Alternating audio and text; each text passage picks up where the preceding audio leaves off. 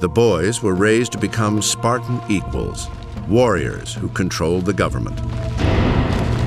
In Sparta, the government was by the people and for the people, if you were one of the homoioi, the equals. Everyone else, the periokoi and the helots, were non-citizens. The Spartans were uniquely successful in devising a unique system, let's say peculiar to them, that lasted for very many years, in fact so long that Machiavelli and others took it as a model. At the top of the Spartan government was a hereditary monarchy with a strange twist. The crucial starting point, which seems to be the most ancient part of their constitution, is they didn't have one king, they had two kings. Now, this is really weird.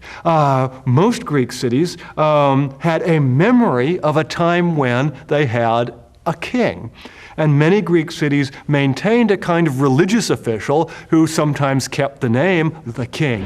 The Spartans, however, had two kings, and they had real authority in society. Certainly real authority to lead the armies, profound religious authority. The reason for this is they serve as checks and balances on each other. They prevent any one man from becoming too powerful. The dual monarchy and 28 Spartiates over the age of 60 created a council of elders known as the Gerousia.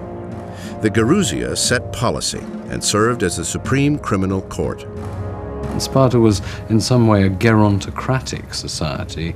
Old people ruled, and there were certain positions open only to old people.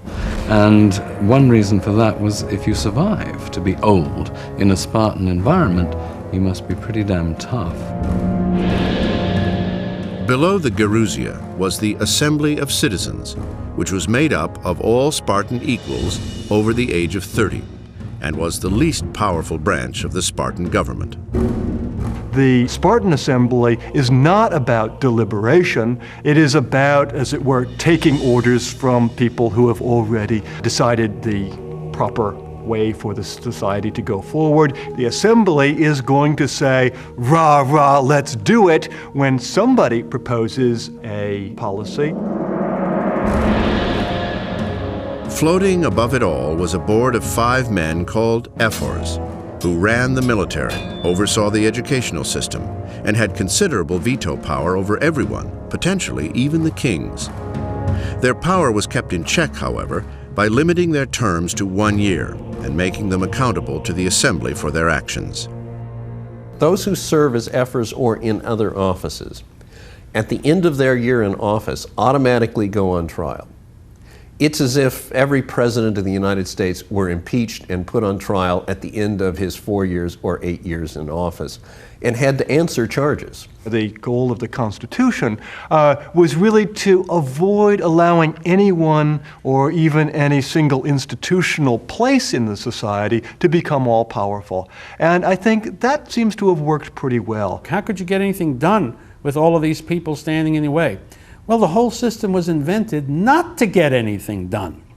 Its purpose was not to change, to stop change. It did a terrific job of that.